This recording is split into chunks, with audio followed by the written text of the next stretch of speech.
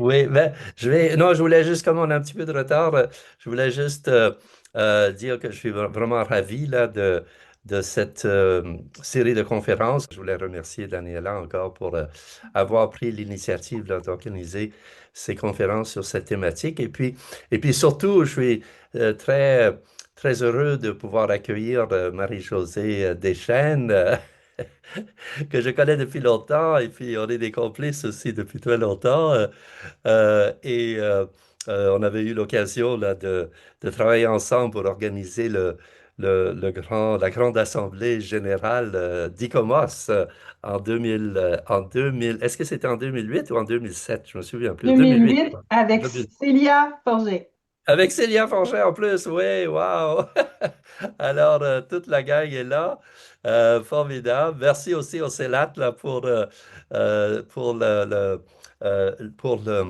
la collaboration dans cette série de conférences. Alors, sans plus tarder, je vais passer la parole à Daniela qui pourra faire les présentations. Et puis, encore ravi, Marie-Josée, de te voir aujourd'hui. Merci d'être venue.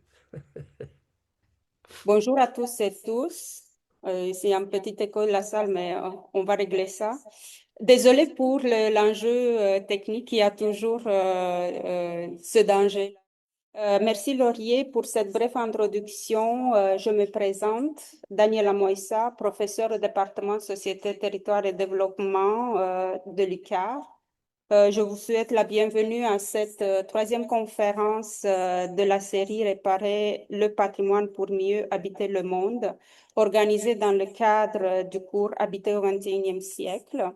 Je tiens à remercier l'Institut du patrimoine culturel de l'Université Laval, le Centre de recherche culturelle et société CELAT et le groupe de recherche interdisciplinaire sur le développement régional de l'Est du Québec pour leur appui à cette série qui propose de réfléchir aux multiples dimensions de la réparation du patrimoine bâti au-delà de sa valeur d'acte technique et à ses effets sur le lien social, le lien à l'environnement et le lien à soi. Nous sommes très heureux d'accueillir aujourd'hui Marie-Josée Deschênes, qui est architecte très engagée dans la réparation et la préservation du patrimoine bâti, hein, ce qui on rencontre pas souvent des gens comme ça, hein, avec ces deux chapeaux. Puis sa conférence intitulée Pourquoi restaurer le patrimoine bâti québécois part d'une question névralgique loin d'être anodine en ces temps de coupure dans le financement alloué à la pérennisation du patrimoine bâti religieux. Sans plus tarder, Marie-Josée, la parole est à toi.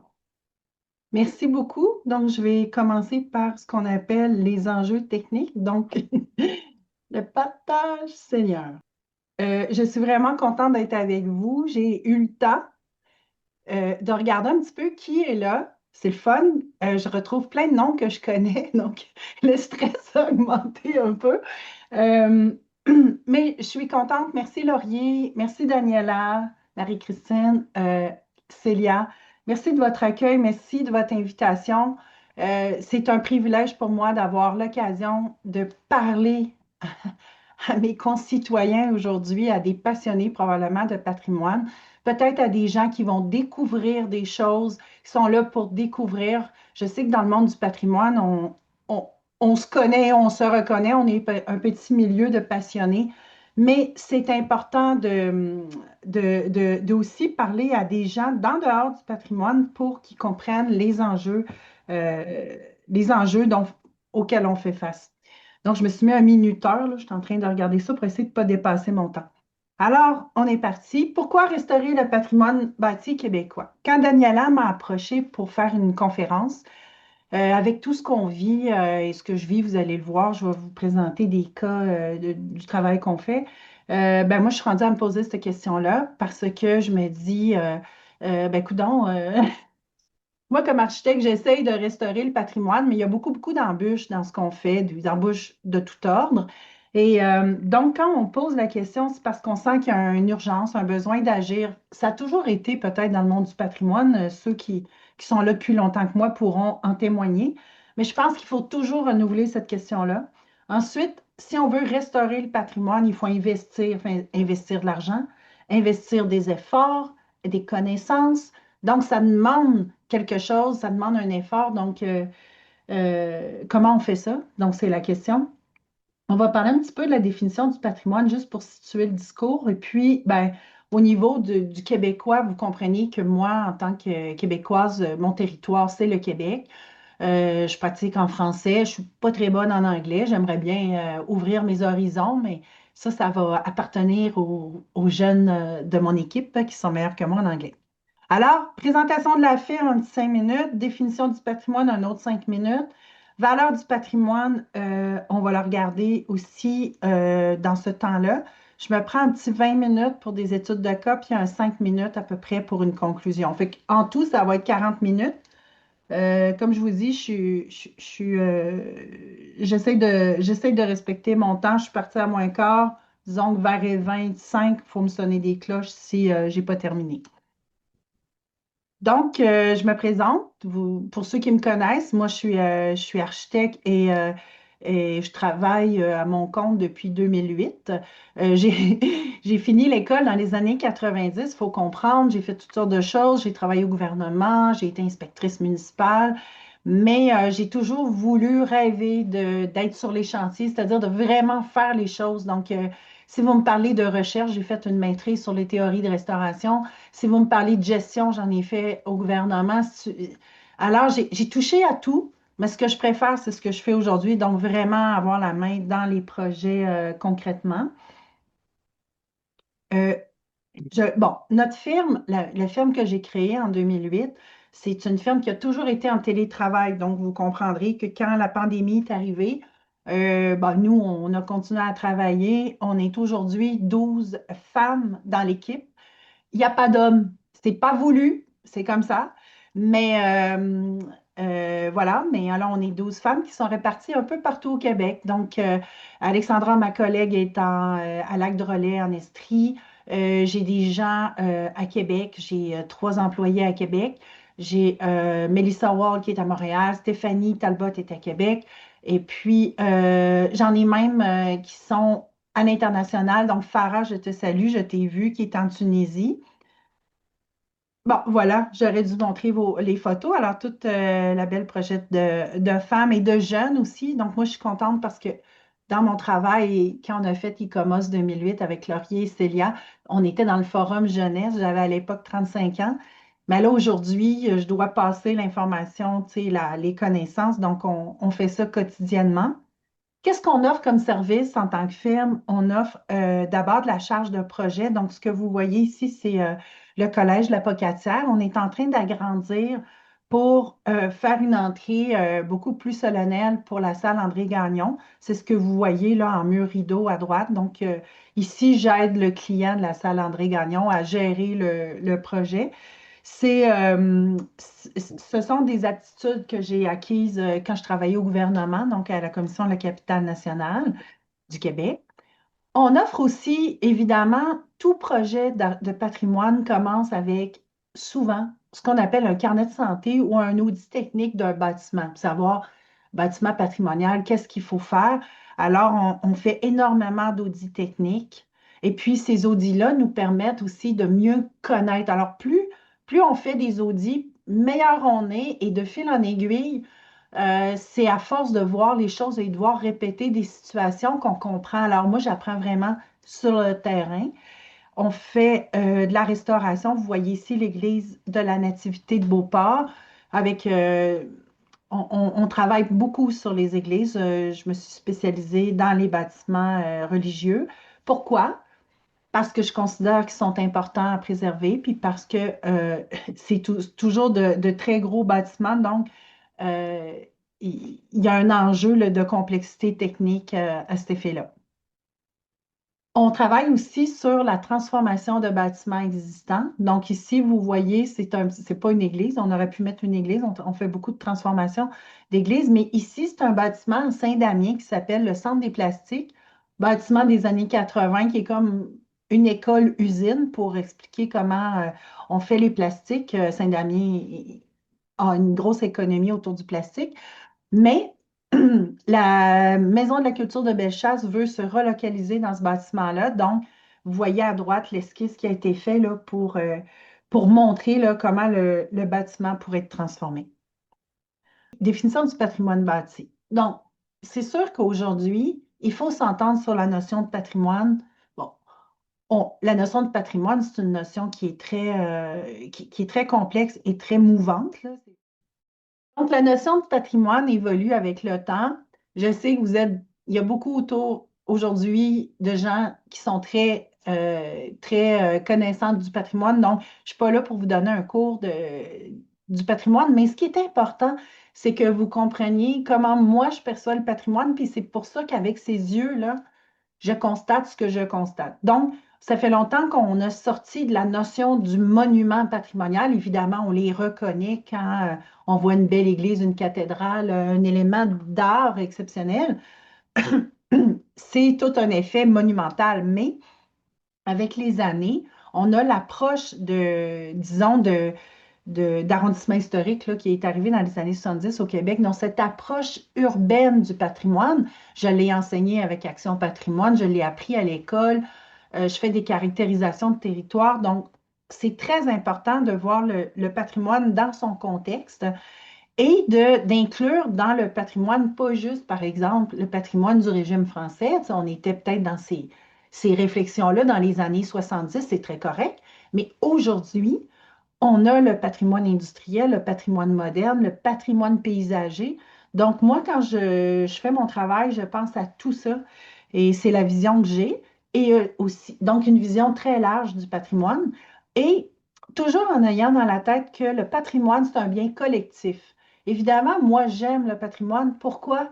Parce que j'aime mon territoire, j'aime l'histoire, j'aime où je suis sur la planète. Si j'étais en Chine, j'aurais un autre type de patrimoine. Je serais dans une autre culture que j'aimerais probablement tout autant. Mais il faut comprendre que quand on parle de patrimoine, on parle d'un bien collectif. Et c'est pour ça que je pose la question, pourquoi restaurer le patrimoine québécois? Puis il va, il va falloir qu'ensemble, comme Québécois, on se pose la question, est-ce qu'on veut restaurer notre patrimoine? Et si oui, ben, la conclusion, ça va être, ben, il va falloir mettre les efforts pour. Alors, je continue. Ici, ce que ça vous montre, c'est vraiment le concept élargi de patrimoine. C'est juste un petit collage pour dire, il y a le bâtiment ancien qui est dans un secteur. Ici, on voit la maison Drouin en tout petit à l'île d'Orléans. Puis on voit la maison Couette à Saint-Henri. Je salue Michel que j'ai vu. Salut Michel, qui est propriétaire, Michel Tardy, qui est propriétaire de la maison. Et on voit une photo de paysage qui montre que finalement, tous nos paysages au Québec, ils sont patrimoniaux. Il n'y a pas beaucoup de patrimoniaux, ce qu'on appelle un paysage culturel. Il n'y a pas beaucoup d'endroits dans lesquels on vit qui n'ont pas été, d'une façon ou d'une autre, transformés par l'action de l'homme. Ici, je ne veux pas non plus vous donner un cours sur la loi sur le patrimoine culturel, mais je veux qu'on se dise, qu'ensemble, qu'on prenne conscience qu'il y a une loi au Québec pour le patrimoine, qui est la loi sur le patrimoine culturel, qui est venue au monde en 1972, qui a été renouvelée en 2012 et qui a été amendée en 2021 par la loi 69, qui oblige les municipalités, merci, à faire des inventaires, à faire des comités pour les démolitions. Tu sais, c'est quand même très, très bien. Le gouvernement a mis des balises pour exiger que les milieux se prennent en main. Mais quand on est dans les milieux, il arrive toutes sortes d'enjeux, toutes sortes de difficultés d'application de ces exigences-là. Puis, très humblement, l'argent n'a pas suivi à la hauteur des exigences du ministère. On pourra en débattre. Maintenant, je me suis demandé comment je ferais pour vous présenter les enjeux que j'essaye d'exprimer aujourd'hui. Et je me suis dit, je vais parler selon des valeurs, qui n'est pas l'approche de Riegel là, que tout le monde utilise en patrimoine, c'est mon approche à moi. Donc, vous appellerez ça les valeurs des chaînes. Euh, donc, ici, ce que vous voyez, c'est une belle photo en fin de semaine, ou il y a 2 semaines, j'ai été à Beaumont pour un concert dans l'église. Donc, on voit que notre patrimoine évolue, se transforme, s'adapte à notre société. D'abord, le patrimoine a une valeur artistique. Ça veut dire que dans notre patrimoine, on a l'expression des artistes du passé. Si vous voyez un détail du maître-autel de l'église de Saint-Léon-le-Grand qui est absolument magnifique, 1830, c'est un peu dans l'esprit du quévillonnage. Donc, c'est extraordinaire, c'est un trésor. Donc, dans notre architecture, dans notre patrimoine, on a une valeur artistique qu'on essaye de préserver. On a, je ne veux juste pas oublier ce que je veux vous dire. Et puis, cette valeur artistique-là, là, je vous ai montré un détail, mais elle est à différentes échelles. Bon, ici, je vous montre percé. Bon, la valeur, l'artistique, la beauté, la valeur, la richesse, on peut l'avoir à une échelle petite, sur un petit détail d'architecture. On peut l'avoir dans une façade d'église, on peut l'avoir dans la beauté d'un village, d'un centre de village, on peut l'avoir dans un paysage naturel. Donc, la valeur artistique est à différentes échelles. La valeur paysagère, bon, ici, je vous mets percé, c'est percé, c'est percé. Tout le monde sait qu'il y a là une nature extraordinaire que l'humain, par l'histoire qu'il y a eu, a su, en tout cas, magnifier, si on pourrait dire, n'a pas dénaturé. Donc, la valeur paysagère du patrimoine, ici, vous voyez la maison Frédéric James qui a été restaurée, qui est un espace bleu qui a été restauré par le gouvernement à plusieurs dizaines de millions, mais qui est un projet quand même qui est une belle réussite. Euh, Quelque part, la valeur paysagère devient aussi un moteur de développement économique ou touristique. Donc, ça, c'est sa valeur paysagère. J'aime beaucoup être dans l'actualité. Vendredi dernier, l'église de Saint-Michel de la Prairie, excusez-moi, Saint-Mathieu de la Prairie, église sur laquelle j'ai travaillé pendant 5-6 ans pour sa transformation, a été victime d'un incendie. J'en sais pas plus que ce que j'ai trouvé dans les médias, mais ce qu'on a vu, j'ai vu dans un site Facebook que les gens témoignaient à quel point ils disaient qu'ils perdaient l'âme de leur village, le lieu de rassemblement, parce que l'église était vouée à être transformée en salle de spectacle. Donc, c'est un drame. Donc, le patrimoine est un lieu qui a une valeur vraiment, quand je dis paysagère, ça englobe le fait que les gens, c'est identitaire, les gens se reconnaissent dans ce patrimoine-là. Il y a la valeur, ou du moins dans le patrimoine, il y a des savoir-faire. Ici, je vous ai mis un détail d'une charpente d'une maison qui est en démolition. Donc moi, ben, la seule chose que j'ai pu faire, c'est prendre des photos pour garder des traces. Mais c'est toujours triste de voir une démolition d'une maison ancienne parce que c'est un savoir-faire de construction qui s'en va. Donc, à chaque fois qu'on perd un bâtiment, on s'appauvrit au niveau des connaissances, des témoins de ce que nos ancêtres ont construit avec des connaissances qui étaient propres, qui peuvent nous aider encore aujourd'hui. Alors, tu sais, moi, très régulièrement, je vois des vieux bâtiments, je vois des façons de construire avec le bois. Puis là, aujourd'hui, ou depuis 20 ans, on pense qu'on renouvelle, tu sais, qu'on découvre le bois au Québec. Non, non, on a toujours construit en bois. Alors, tu sais, c'est tous ces savoir-faire-là, le travail des artisans et tout qui s'en va quand on perd du patrimoine bâti. Valeur écologique, bon, tout ça, ça peut être un grand débat, mais ici, juste pour illustrer ce que je veux dire, j'ai mis une maison que j'ai achetée qui appartenait à ma grand-mère à Saint-Gervais. La photo que vous voyez, c'est la maison avant sa restauration. J'ai des milliers de photos. J'aurais pu vous faire une conférence juste sur ça. Mais ce que je veux que vous reteniez, c'est que la maison, on l'a restaurée et puis on l'habite. Ben, c'est une maison, c'est pas ici. Disons que cette maison, c'est chez moi. Ici, je suis chez mon conjoint, histoire comme ça. Mais c'est ma maison et puis c'est à Saint-Gervais. Donc, ça a une valeur économique pour moi parce que je l'ai restauré. Si ça avait été quelqu'un d'autre qui l'avait acheté, probablement qu'il l'aurait démoli. Mais moi, finalement, je l'ai mis en valeur et c'est devenu une valeur économique pour moi. Mais, excusez-moi, je me suis mêlée encore. Économique, écologique, ça va un petit peu ensemble. Écologique dans le sens que je ne l'ai pas démoli, je ne l'ai pas. Si ça avait été quelqu'un d'autre, on l'aurait gaspillé, cette maison-là. Maintenant, elle est mise en valeur. Donc, c'est ce que je veux dire, mais c'est aussi économique. Mais pour la valeur économique, ce que je vous montre, c'est Lanse au Griffon en Gaspésie. C'est une société, c'est un organisme sans but lucratif qui travaille très fort là-bas à Lanse au Griffon. J'ai travaillé avec eux pendant 2, 3 ans pour transformer l'église en salle communautaire pour le petit milieu, le petit village de Lanse au Griffon. C'est magnifique. Euh, pour 2, 3 millions, ils vont avoir une salle communautaire. S'ils construisaient une salle communautaire à partir de zéro, c'est facilement 10 millions. Tu sais, bon, on peut couper 8, 10, on peut en parler longtemps, là, mais je pense que il y a une valeur économique à ce travail-là, à ce projet-là. Et aussi, il y a des enjeux économiques pour financer ce type de projet-là. Donc, voilà.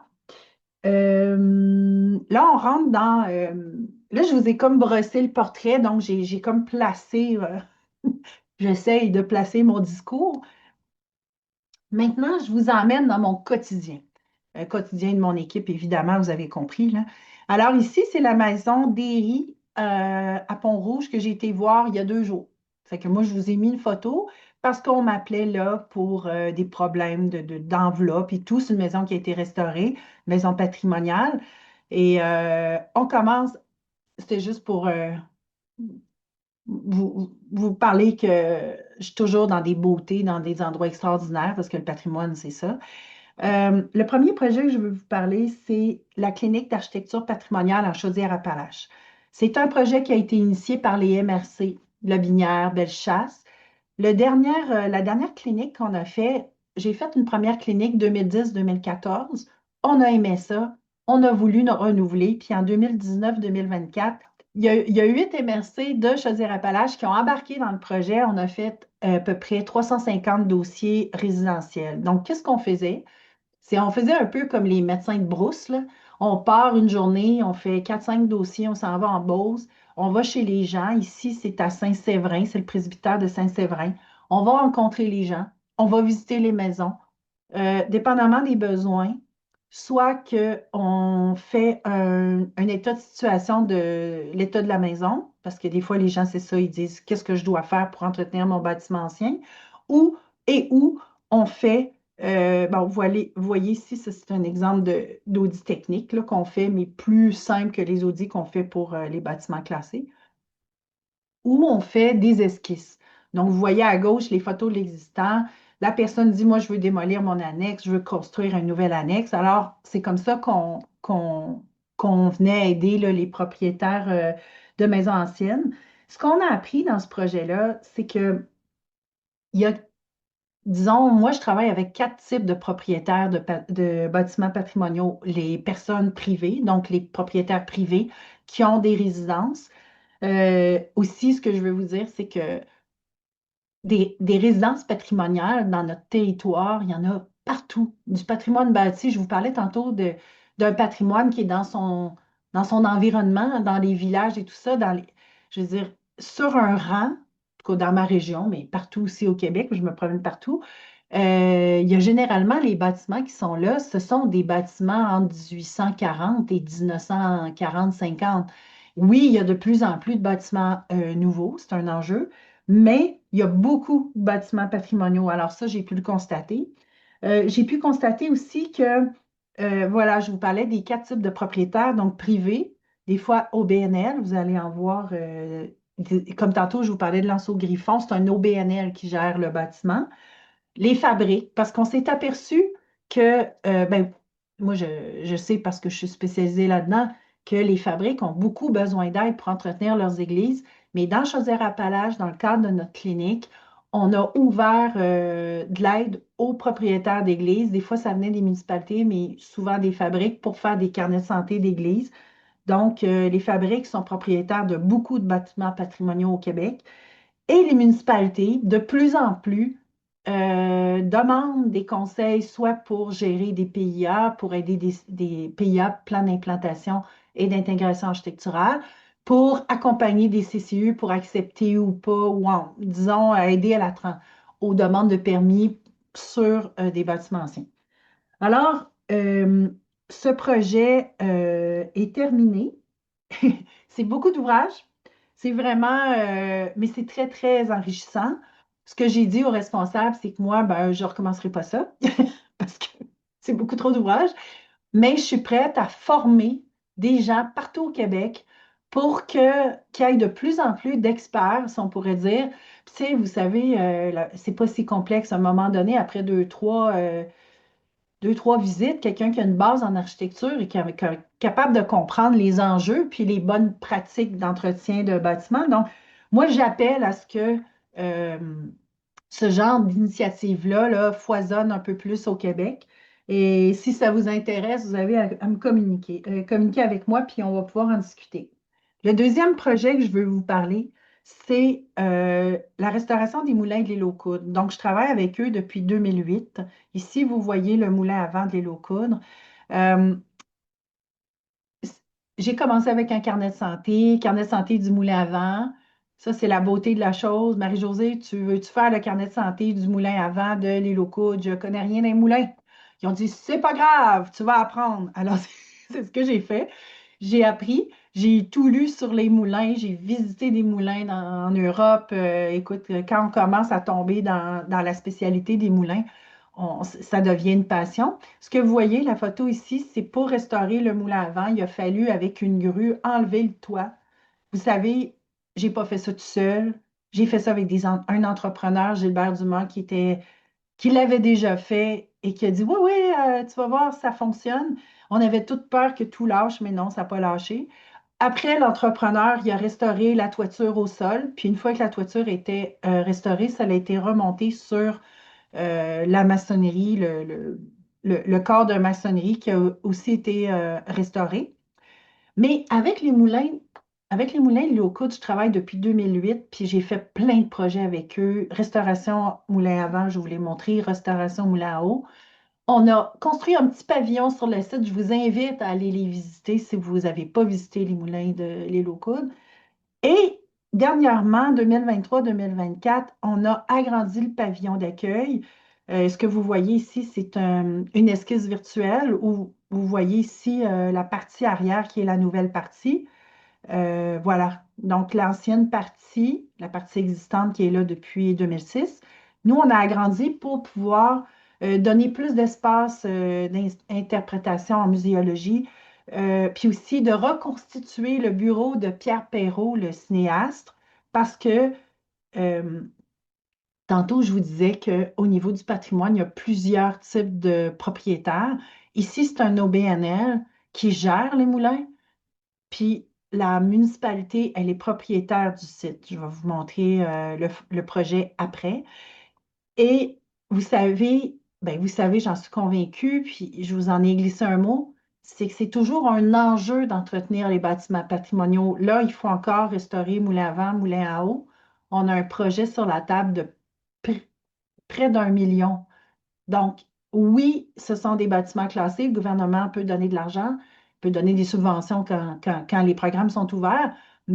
Puis d'ailleurs, on a déposé un programme là, avant Noël pour tout ce site-là. Mais il faut tout le temps trouver, comme ils disent, se réinventer pour faire de l'argent, pour entretenir ces lieux-là.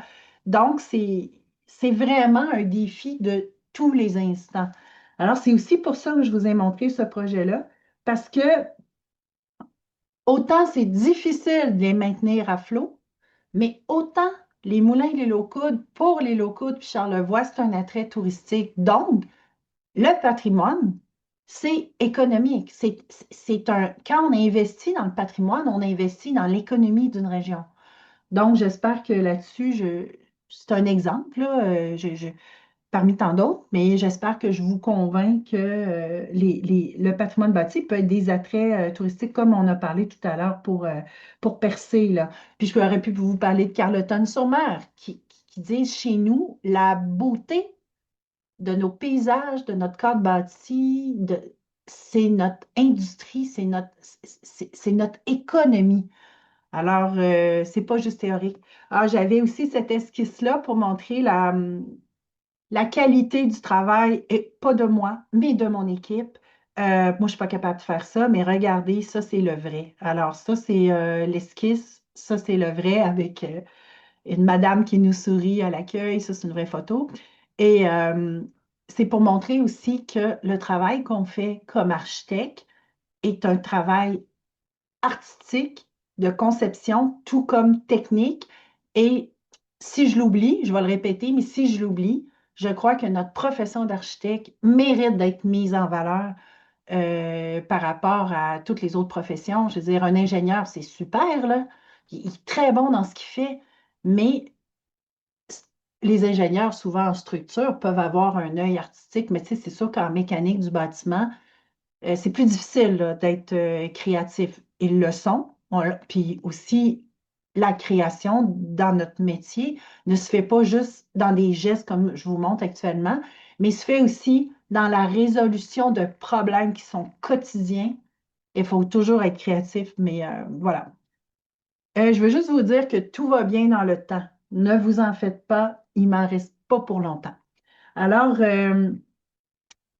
restauration du clocher de l'église Saint-Sauveur. Donc ça, c'est tout un dossier passionnant, complexe, qui nous a fait pas pleurer, mais presque, là.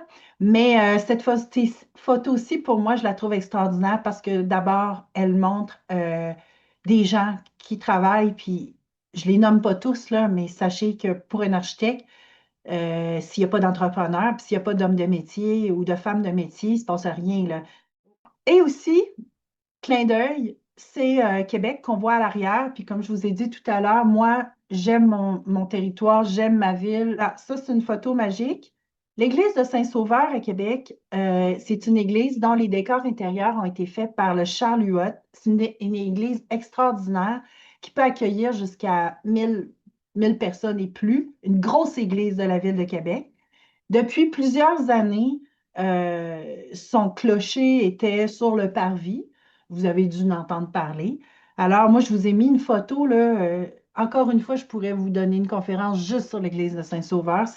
Tous nos dossiers, ce sont des mondes en soi. Mais là, c'est juste pour vous rendre curieux de la chose et aller visiter l'église si possible. Donc, pour ce projet-là, évidemment, on a fait des plans. Vous voyez un peu le genre de travail qu'on fait en architecture. Donc, aussi, je profite de ce projet-là pour expliquer que au niveau des savoir-faire en patrimoine, oui, il y a toujours une pénurie ou on perd les connaissances. Mais nous, dans notre quotidien, on travaille, ici c'est Construction Couture et Tanguay, on travaille avec des gens qui sont capables de faire les choses. Donc, on a ces connaissances-là au Québec. Euh, Fait que là, vous voyez le travail qu'on a fait au niveau des plans. Encore une fois, c'est pas moi qui fais ça, c'est mon équipe. On a fait numériser le clocher pour avoir une donnée la plus précise possible là, du bâtiment. Et donc, quand on a pris le projet à l'origine, en 2021, bon, on a fait des études, tout ça, mais le chantier, comme ça, les plans ont commencé en 2023. Vous voyez ici ce qu'on appelle le tambour. Donc, le tambour était sur le parvis de l'église dans son état ancien. Bon, j'ai oublié de vous dire, en 2017, il y avait des problèmes avec le clocher de l'église. Et puis, les professionnels de l'époque, finalement, ils ont pris la décision avec la sécurité publique de démonter le clocher, ce qui a coûté 1 million et quelques, là. Donc déjà, 1 million pour enlever le clocher, on n'est pas sorti du bois. Là, nous, la Ville de Québec m'a demandé comment ça coûterait remonter le clocher. Bon, on a fait des estimés au meilleur de notre connaissance. Évidemment, hein, ça a coûté plus cher que prévu. Mais on a réussi, c'est la bonne nouvelle. Alors, vous voyez à gauche le tambour, à droite vous montre l'état de,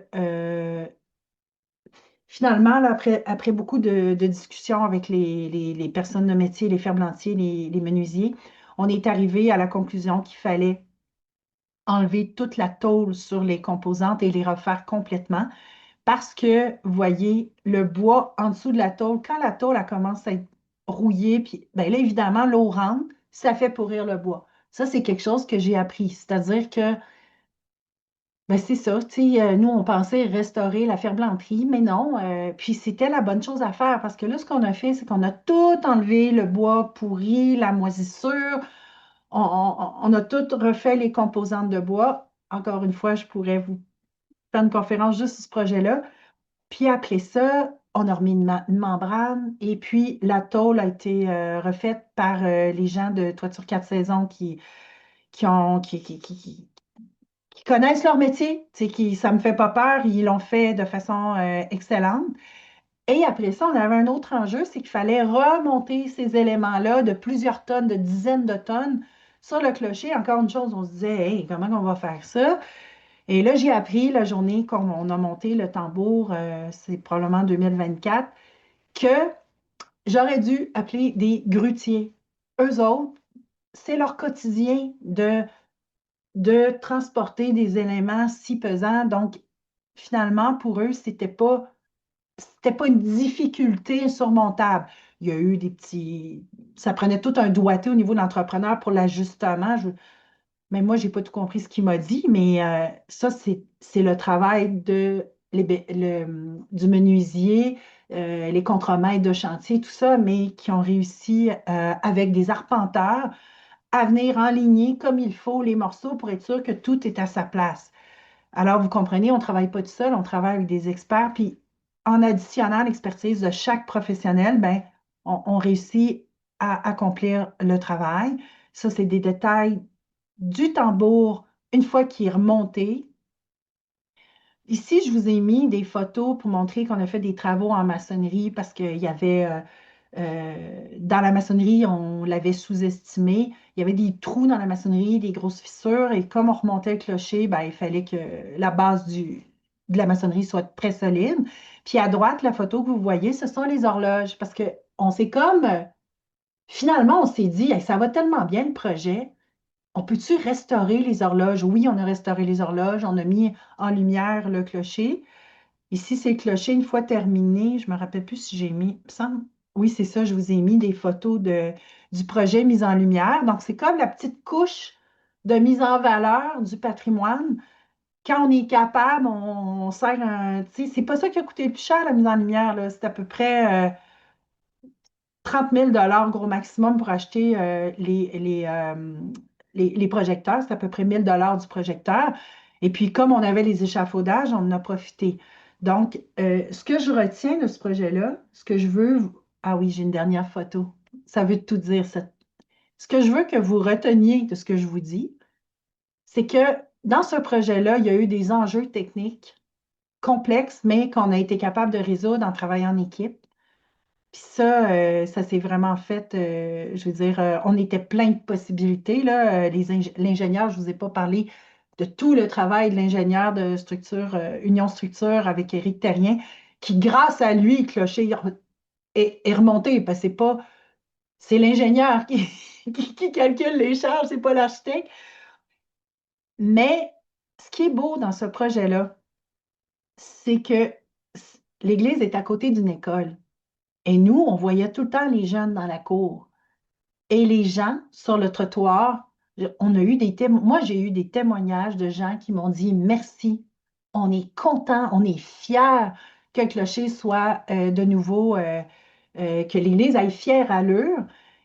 Et moi, je considère que ce genre de projet-là, c'est un témoin que la restauration du patrimoine peut revitaliser nos quartiers, nos villes, puis donner de la fierté, des sentiments d'appartenance. On est à une époque où on se demande, tu sais, moi j'entends beaucoup parler, j'écoute beaucoup la radio, parce que j'ai juste le temps d'écouter la radio, là. Je ne suis pas ces médias, les réseaux sociaux, j'écoute pas beaucoup toutes les nouvelles du monde. Je lis pas les journaux, pas le temps. Mais on entend beaucoup parler que les gens veulent faire des projets qui rassemblent les communautés. Ben, restaurer le patrimoine, ça rassemble des communautés.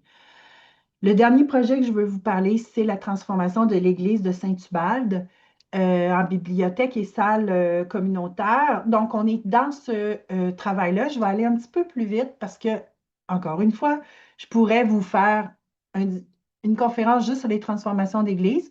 Mais depuis 10 ans, on a développé une expertise, notre firme, dans les transformations d'église parce qu'on sait là, que qu'est-ce qu'on fait avec nos églises. Alors, on en fait une spécialité où on travaille avec les clients en essayant de déterminer la vocation de l'église, en travaillant avec des outils d'architecture. Vous voyez ici un organigramme qui montre comment on travaille les fonctions qu'il pourrait avoir dans l'Église.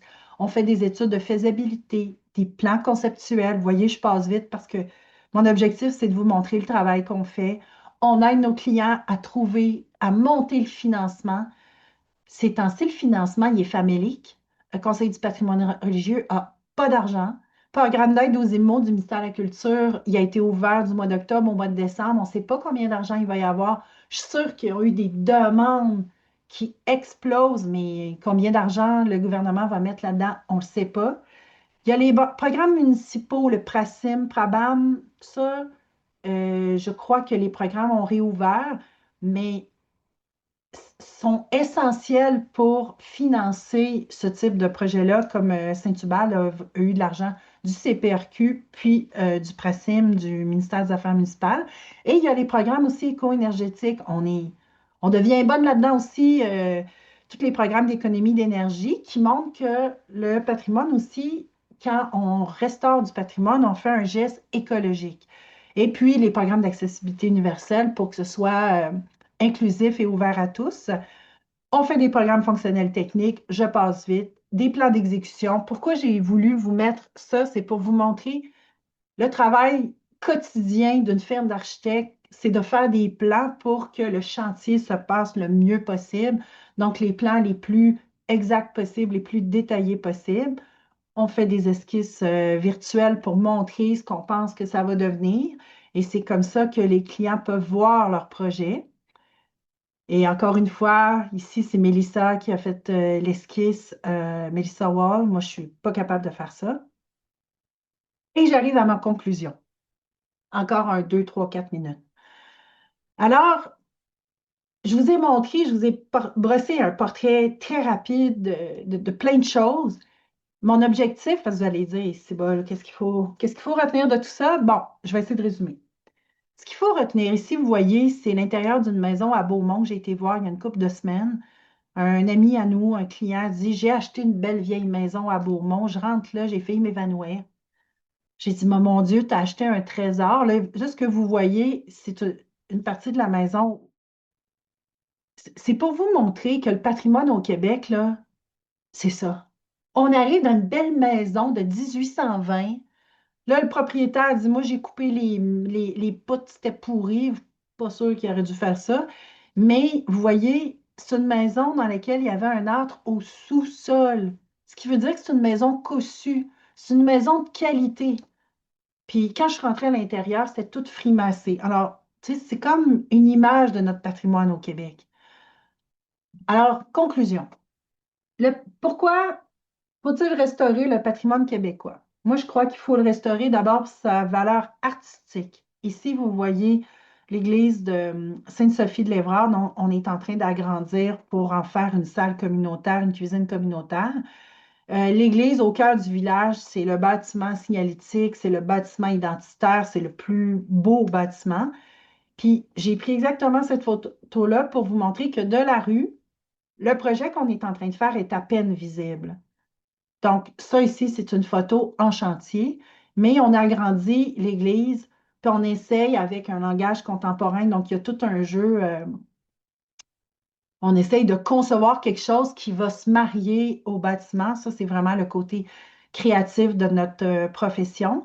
Et puis, ben, c'est un travail qui se fait en équipe. Euh, le côté aussi artistique du patrimoine, ici, on est à l'église Saint-James à Trois-Rivières, c'est que oui, il y a l'architecture, mais vous voyez, il y a deux statues dans les niches. Ça, c'est des œuvres d'art, des œuvres d'un artiste. Donc, c'est vraiment, notre patrimoine est réellement artistique. Donc, je veux juste vous convaincre de ça pour en débattre.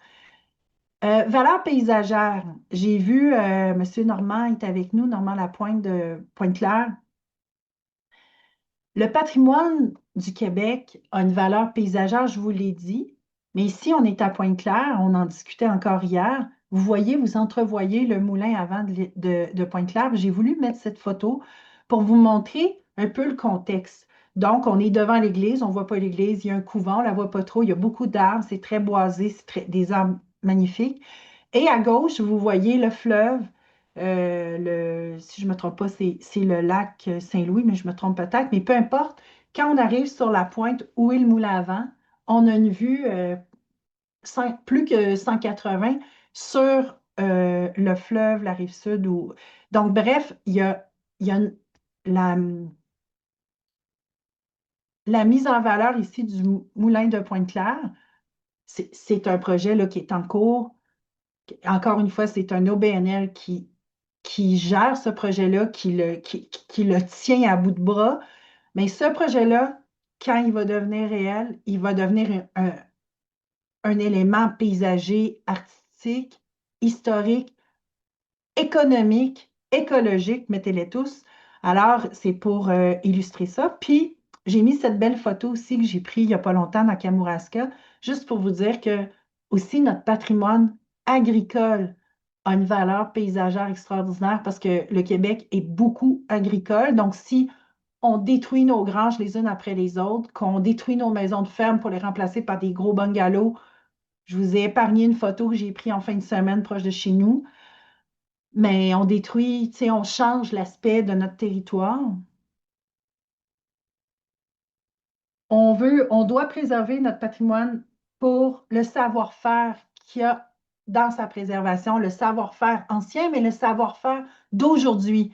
Ici, c'est une photo de cette semaine. J'ai été à la cathédrale anglicane. On refait le muret entre la rue Sainte-Anne et la cathédrale. Et c'est pour vous montrer qu'il y a des gens d'aujourd'hui qui sont capables de faire le travail. Ici, c'est des maçons de Saint-Denis-Thompson. Donc, ce que je souhaite, hein, c'est que ce que j'aimerais pour le Québec, c'est que malgré tout, on ait une école de patrimoine. Ça se discute dans le milieu, mais je pense que même moi, comme architecte, je n'ai pas de, je n'ai pas de rubber stamping, architecte spécialisé en patrimoine. Je ne suis pas architecte de bâtiments de France. Ça n'a rien à voir. Nous, je dis toujours à la blague qu'au Québec, on est des architectes de brousse, là. Donc, en patrimoine, c'est brousse-brousse, là. C'est les architectes, c'est encore, tu sais, on apprend sur le tas. Et puis, je finis. Vous allez voir, là, soyez patients. Je finis avec un dossier encore d'actualité qui est le Collège de Saint-Damien. Euh, sur le côté euh, écologique, je me suis trompée. Oui, écologique et économique, mais écologique, je vous explique. Tantôt, je vous ai montré une esquisse de la Maison de la culture de Bellechasse qui est dans ce bâtiment-là actuellement. C'est un bâtiment de Jean-Marie Roy des années, il ne faut pas que je me trompe, 60. C'est un collège à Saint-Damien qui a été initié par les sœurs NDPS, Notre-Dame du Perpétuel Secours à Saint-Damien. C'est vraiment tout un lieu patrimonial énorme. Ce couvent-là, au moment où je vous parle, est probablement en démolition. On a essayé de le sauver, mais bon, pourquoi qu'on le démolit? Pourquoi on le démolit? C'est que ce bâtiment-là appartient à une commission scolaire là, qui a changé de nom, mais au ministère de l'Éducation. Puis quelque part, ce qu'ils ont dit, c'est ben, restaurer ça, entretenir ça, il faut mettre 30 millions dans le bâtiment. Donc, on va sortir l'école primaire, on va sortir la bibliothèque, on va sortir la maison de la culture, on va sortir une résidence RPA ou quelque chose comme ça. Puis, même les bureaux de la municipalité, on va tout sortir ça. Puis, il y avait des lieux pas occupés, là. C'était un bâtiment qui est tellement grand qu'il y avait des lieux pas occupés. On va tout sortir ça. Puis, on va construire, ministère de la Culture, ministère de l'Éducation, on va construire une école à côté de 16 millions. On vient d'économiser. Puis, tu sais, la démolition, c'est 2 millions. Fait qu'on vient d'économiser une dizaine de millions facile. Mais la relocalisation de la Maison de la Culture, où je vous ai montré tout à l'heure, c'est à peu près 10 millions. Donc ça n'a pas été compté parce que ce n'est pas le même ministère. C'est le ministère de la Culture qui va devoir avancer l'argent. Et je peux continuer comme ça, vous avez compris. Relocaliser la bibliothèque, le ministère de la Culture, il va falloir qu'il paye et tout. Donc, quand on calcule, le problème, c'est qu'on calcule mal. Les gouvernements ne calculent pas de façon gouvernementale les gestes, ils calculent par ministère. Moi, ce que j'espère, c'est que on va penser de façon développement durable, c'est-à-dire le développement durable, il faut travailler ensemble, c'est très complexe. On le fait à l'échelle de petits projets, c'est très complexe. Fait imaginez au niveau du gouvernement, mais il faut faire ça, il faut réussir ça pour préserver notre patrimoine. Puis je finis avec ma dernière diapo, dernière image, diapo, ça fait un peu vieux. La valeur économique. Je vous en ai parlé, j'espère que je vous ai un petit peu convaincu. Mais sachez que ici, c'est un exemple, c'est un détail j'étais à l'école d'architecture en critique, puis quand je suis sortie, il y avait le soleil sur le pavillon Camille Roy qui est en train d'être transformé en musée national de l'histoire du Québec. Très bien. Le projet initial devait coûter 50 millions. J'ai entendu aux nouvelles, c'est vrai, pas vrai, à vous de me le dire, que ça coûterait peut-être 100 millions, un dépassement de 50 millions. Le Conseil du patrimoine religieux, depuis 1995, recevait année après année, mais disons dans les dernières années, à peu près 10 millions pour restaurer le patrimoine religieux. Puis depuis 2020, le gouvernement de la CAQ a fait un projet pour les transformations d'églises, puis il a donné un autre 10-15 millions, ça faisait 25 millions. Avec cet argent-là, on restaure le patrimoine religieux du Québec. En tout cas, on fait un bon bout de chemin. Ici, on a 100 millions dans un seul dossier, mettons 50. Donc, tant mieux si on restaure le bâtiment, mais est-ce qu'on aurait pu, si on a 50 ou 100 millions à mettre dans un projet comme ça, est-ce on n'aurait pas un peu d'argent à mettre à préserver notre patrimoine? Moi, je finis, je conclue avec ça. Puis dites-vous une chose, c'est que j'ai tellement d'ouvrages en architecture, j'ai pas le temps de me lancer en politique. Mais s'il faut, peut-être. Alors, je vous remercie. Je vais arrêter le partage d'écran. Merci de votre attention. Merci beaucoup, Marie-Josée. Nous, on a un petit écho, quelques idées que je retiens, donc la valeur sociale, la valeur économique et écologique du patrimoine. Les trois dimensions vont ensemble. Et d'ici l'importance de rénover ce patrimoine bâti. Merci encore une fois, très enrichissant.